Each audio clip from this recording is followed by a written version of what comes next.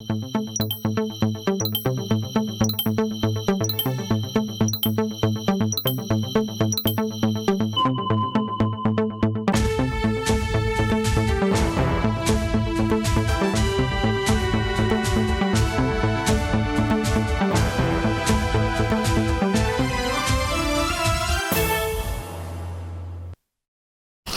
à vous et merci d'honorer cette édition de l'après-midi sur True TV. Je vous en donne les grands titres.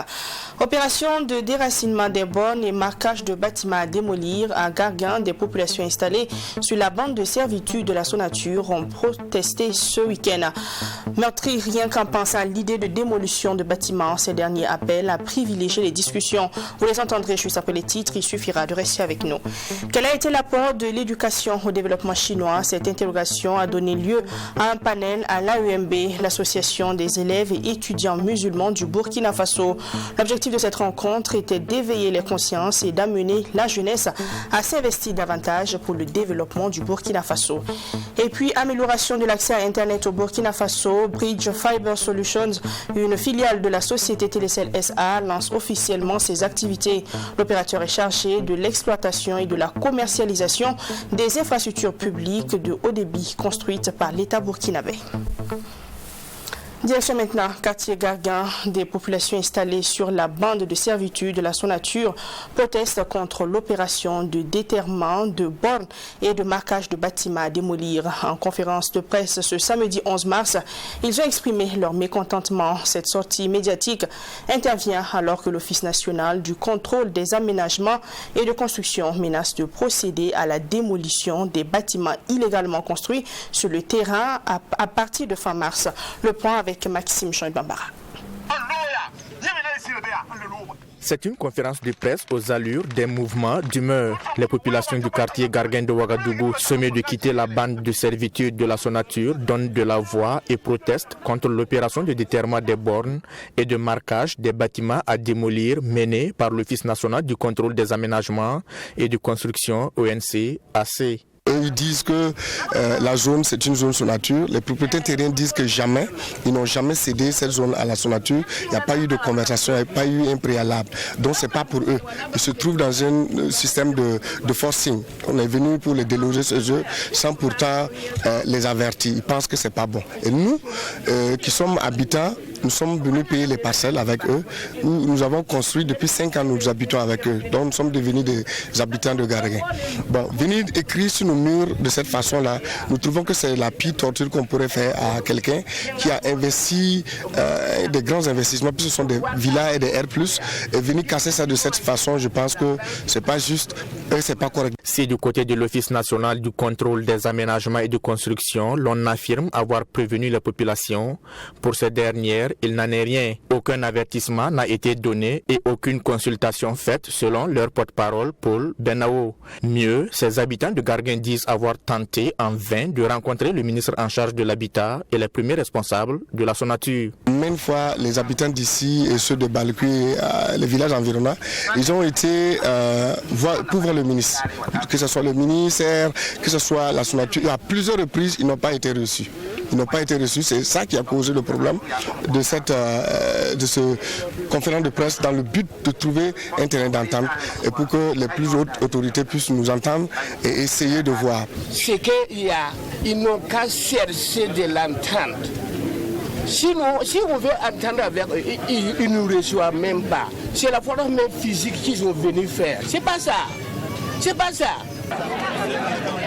Alors que l'Office national du contrôle des aménagements et de construction menace de procéder à la démolition des bâtiments et chantiers sur le terrain long de 12 km, le porte-parole des habitants de Gargan, Paul Benao, appelle les autorités à surseoir à l'idée de démolition et à privilégier le dialogue. Déménager pour aller où nous n'avons plus où aller.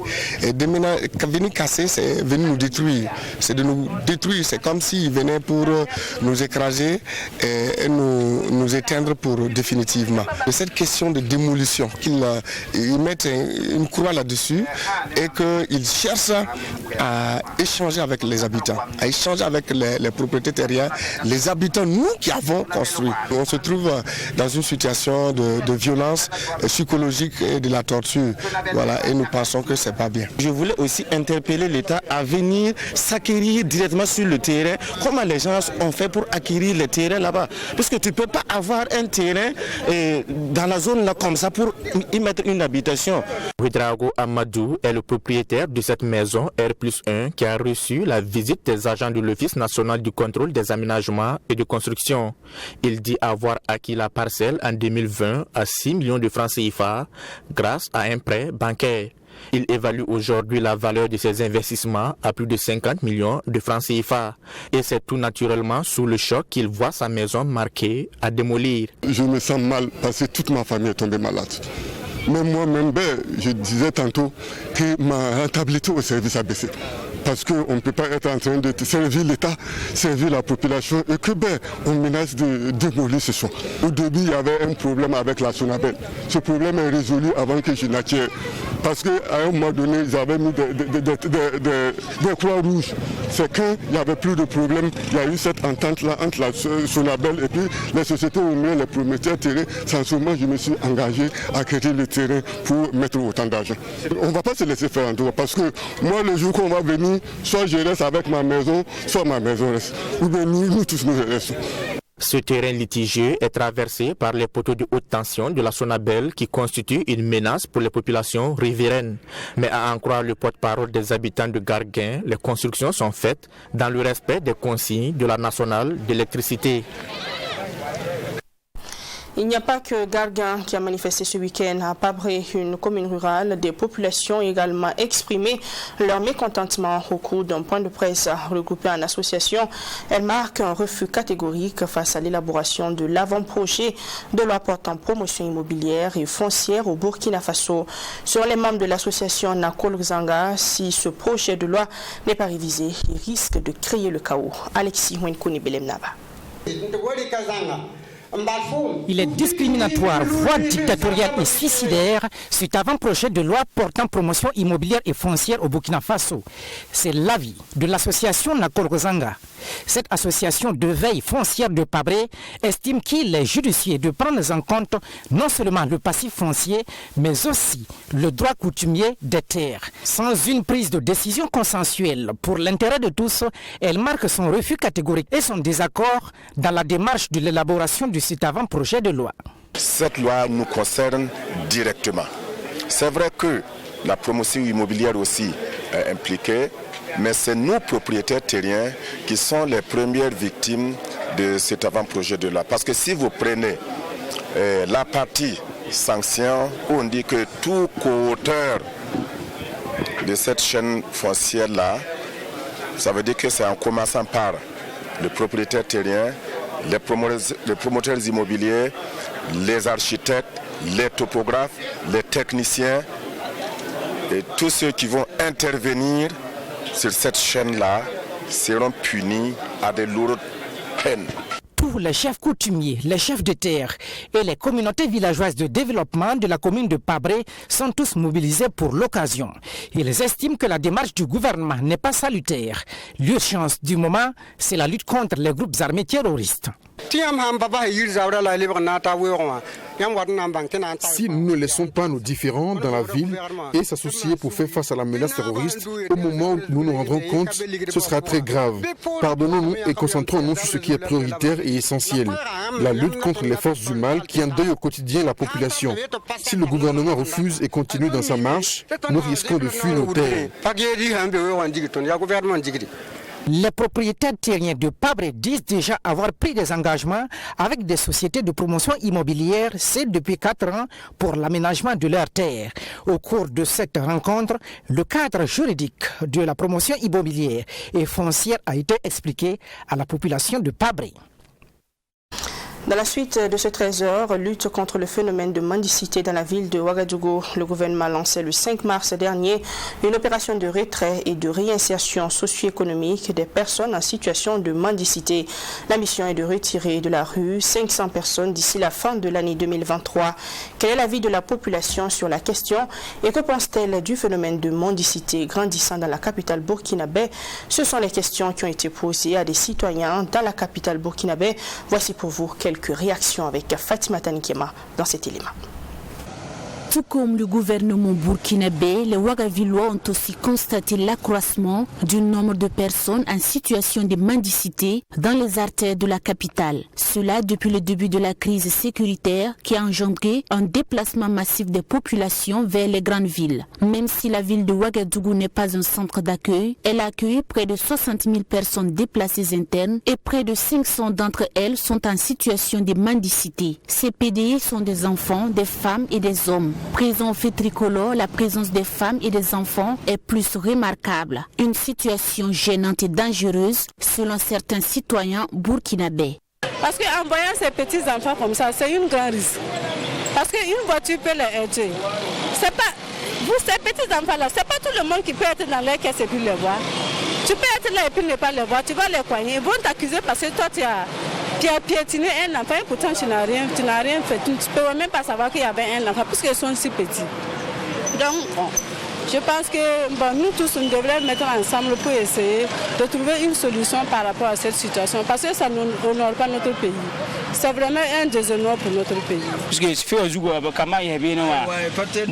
La présence des enfants au niveau des feux est vraiment préoccupante. Ils sont souvent en bas âge. Nous apprécions vraiment l'initiative du gouvernement car un accident peut arriver à tout moment. Leur trouver un refuge serait vraiment idéal. La majorité des personnes interviewées pensent qu'il faut venir en aide aux vieilles personnes et celles vivant avec un handicap. Ils sont contre la présence des jeunes en situation de mendicité. La majorité de ceux qui mendient ici, ce sont des enfants. Nous venons en aide aux vieilles personnes et celles en situation de handicap. Mais les enfants qui peuvent travailler, non. Nous les chassons souvent d'ici, surtout quand ils gênent la circulation. Nous voyons souvent les femmes ici qui se promènent pour mendier alors qu'elles ont la force nécessaire pour travailler. Elles peuvent par exemple faire la lessive ou la vaisselle moyennant de l'argent. Mais comme elles gagnent beaucoup d'argent en mendiant, elles préfèrent y rester. Parce qu'il y a des gens, ils peuvent travailler. Mais malgré tout ça, ils continuent dans ce même chemin de mendicité. Si c'est par exemple des gens qui sont des handicapés ou bien des gens qui sont malades qui ne peuvent pas travailler, au moins on peut les soutenir. Mais les gens qui peuvent travailler, mais qui se donnent à cette pratique-là, je pense que non, c'est pas bon. Ce n'est donc pas une bonne idée de se donner à la mendicité, surtout quand on est bien portant. Certains Burkinabés pensent qu'ils sont nombreuses ces personnes qui se plaisent dans la mendicité. D'autres ont trouvé que peut-être pour aller travailler, ça serait une perte de temps. Voilà, pour aller apprendre un métier, ça serait une perte de temps. Puisque à chaque fois, s'ils sont là, peut-être par journée, ils peuvent avoir 2000 francs ou bien 2500. Si toi, tu vas prendre cette personne-là pour dire qu'il n'a qu'à aller travailler, commencer à apprendre un autre travail, il va trouver que non, c'est une perte de temps. Mais je pense que non, on doit être tous ensemble pour essayer de les sensibiliser pour qu'ils puissent savoir que non, s'ils changent à faire un autre travail, c'est mieux pour leur avenir et celui de leurs enfants. C'est parce que ces personnes en situation de mendicité gagnent assez d'argent dans la rue qu'elles continuent. Le gouvernement devrait sensibiliser la population à ne plus faire l'aumône en circulation, surtout quand il s'agit de jeunes valides. Mais si ce sont des vieilles ou des personnes vivant avec un handicap, on peut leur venir en aide. Ils saluent tous le lancement de l'opération de retrait et de réinsertion socio-économique des femmes, enfants, jeunes déplacés internes et autres personnes vulnérables en situation de mendicité dans la ville de Ouagadougou. Ils espèrent que cette opération viendra résoudre un tant soit peu ce phénomène de mendicité. Je pense que non, ce que le gouvernement est en train de vouloir faire là, c'est très bien. Au moins si on leur propose de les aider et puis ils ne veulent pas, là au moins c'est une autre chose. Mais on ne peut pas comprendre dans un pays comme le Burkina Faso. Il y a des gens qui ont de l'argent, ils peuvent faire certaines boulot pour pouvoir les entraider. Mais c'est à leur niveau aussi de vouloir, dompter pour pouvoir s'en sortir. Mais s'ils ne veulent pas, là le cas ça serait un peu compliqué parce qu'on ne peut pas forcer une personne à aller travailler. Moi, je pense qu'il ne faut pas les brutaliser au cours des opérations. Il faut plutôt les flatter pour que ça marche. J'invite le gouvernement à améliorer leurs conditions d'apprentissage et de vie dans les différents centres. Il faut leur trouver des vêtements, de bons repas, car ils peuvent faire partie des leaders de demain. Les personnes qui refuseront la main tendue du gouvernement pour sortir de la rue devront être sanctionnées, a laissé entendre Paul Tiamtori. Selon ce dernier, l'État doit s'affirmer et réprimander s'il le faut. La contribution de l'éducation au développement chinois enseignée aux membres de l'AEMB, Association des élèves et étudiants musulmans du Burkina Faso. C'était lors d'un panel organisé ce 11 mars par l'AEMB elle-même en collaboration avec l'ambassade de Chine. L'objectif de cette rencontre est d'éveiller les consciences et amener les jeunes à s'investir davantage pour le développement du Burkina Faso. Abdourahmane. Comment la République de Chine, considérée comme pays isolé dans les années 1940, est-elle devenue aujourd'hui deuxième puissance mondiale? C'est la question qui est décortiquée au cours de ce panel, animé par le professeur Alkassoum Maïga, sociologue et enseignant-chercheur, l'imam du Serfi Ismaël Tendrebeogo, avec à leur côté des experts chinois. L'accent est mis sur le développement de l'éducation et de la technologie afin d'en tirer leçon au profit du développement du Burkina Faso. Pour Gao Erkian, attaché culturel à l'ambassade de Chine au Burkina Faso, son pays doit son exploit à la discipline, l'engagement de tous, l'amour de la patrie et une éducation inclusive qui répondent aux besoins du pays. Après la fondation de la République populaire de Chine, un grand nombre d'intellectuels chinois vivant à l'étranger ont déterminé à renoncer à leur vie douce et de rentrer en Chine. Ils ont apporté une grande contribution au développement dans le domaine de la science, de l'économie, de l'éducation et de la défense nationale. Aujourd'hui, on fait appel aux jeunes d'unir l'amour de la famille à l'amour de la patrie et de s'intégrer à la réalisation des rêves personnels et familiaux, aux rêves nationaux. Pour le professeur Alkassoum Maïga, les piliers du développement de la Chine cités par Gao Erkian font défaut au Burkina Faso. L'ancien ministre de l'enseignement supérieur soutient qu'il faut unir tous les Burkinabés autour d'un idéal commun et se doter d'un système éducatif adapté au contexte avec des objectifs clairement définis. Quand vous voulez éduquer, quels sont les gens qui sont concernés par l'éducation? Quels sont les moyens par lesquels les éduquer? Et on éduque pour atteindre quel objectif? Est-ce que nous avons éduqué les enfants burkinabés pour qu'ils soient des enfants qui aient l'amour de leur pays, qui aient les valeurs de leur pays comme référence, qui soient des enfants tolérants, des futurs adultes tolérants? Manifestement, quand on voit ce qui se passe, on est tenté de dire qu'on a échoué de ce point de vue. Selon l'imam du Serfi, il n'est jamais tard pour mieux faire. Ismaël Tendrebeogo affirme qu'il faut mettre un accent sur l'éducation, surtout celle des enfants, et s'ouvrir au reste du monde comme le préconise l'islam. Donc, l'islam nous a enseigné l'éducation. Il en a fait une éducation graduelle, une éducation précoce, une éducation globale, une éducation qui anticipe sur les réalités.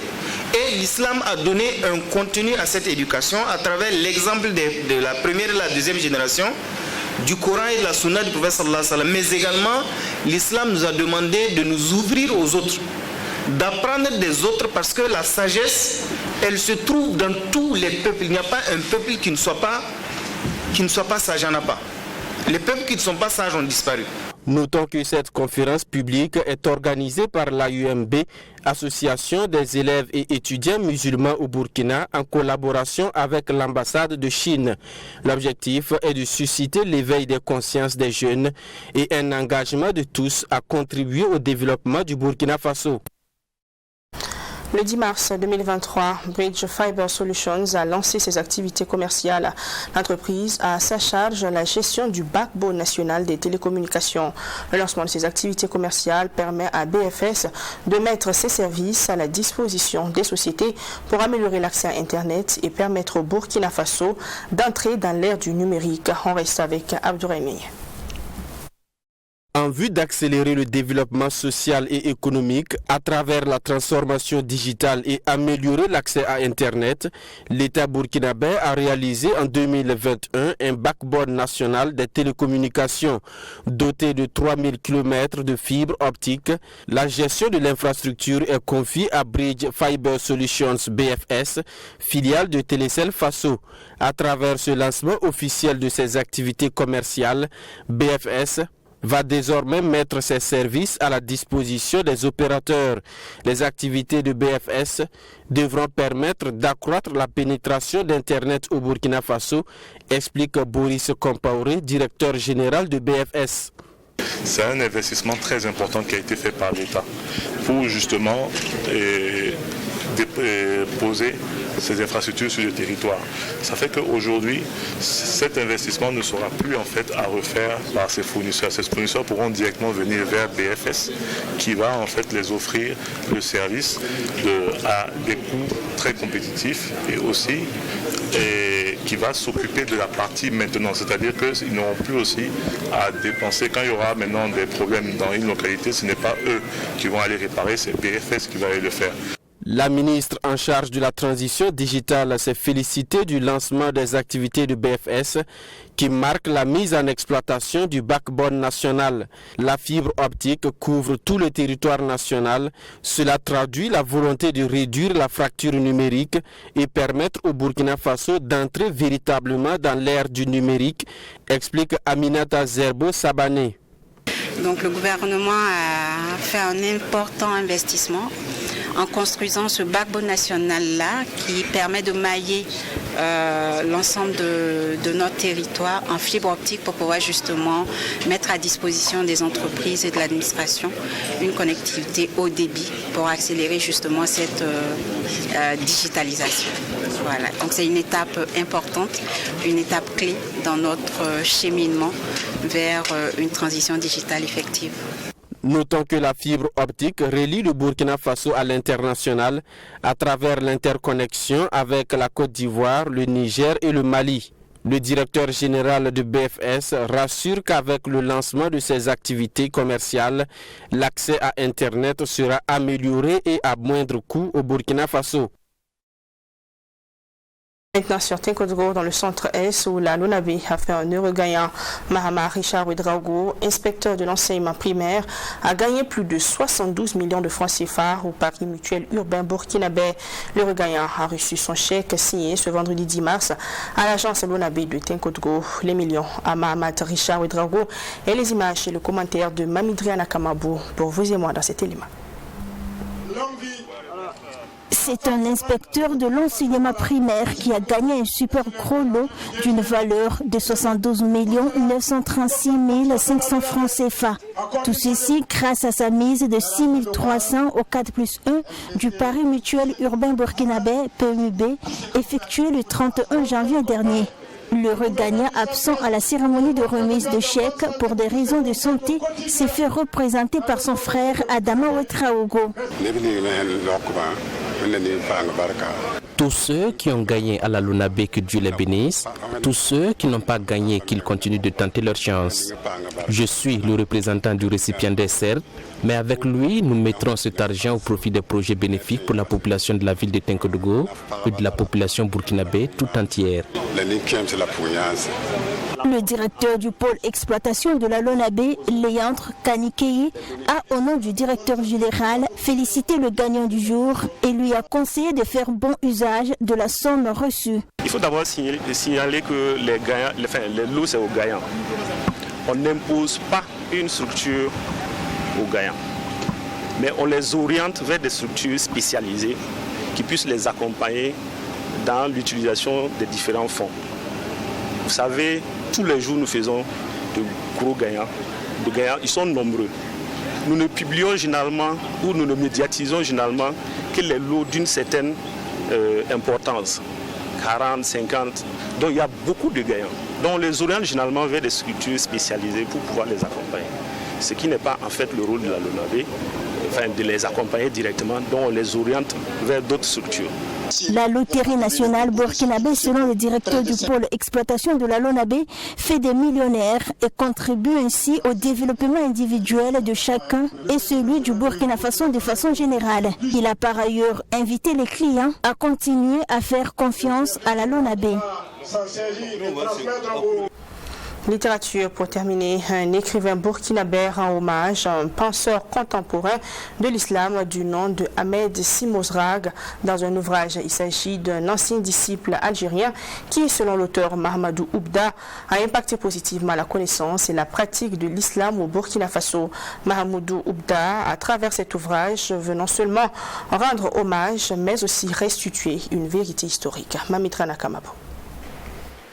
C'est un ouvrage qui raconte l'histoire d'un penseur contemporain de l'islam, Ahmed Simozrag. Accusé d'appartenir à un mouvement qui prône la violence et le terrorisme sur le territoire français, il est interpellé et interné, puis expulsé en août 1994 à Ouagadougou. L'Algérien Ahmed Simozrag a vécu pendant 22 ans en résidence surveillée à Ouagadougou. Cet essai littéraire est donc destiné, selon son auteur, Mahamadou Oubda, à restituer une vérité historique. C'est aussi un moyen, selon l'auteur, de rendre hommage au personnage. Il a impacté beaucoup la pratique et la connaissance de l'islam dans le milieu francophone au Burkina Faso.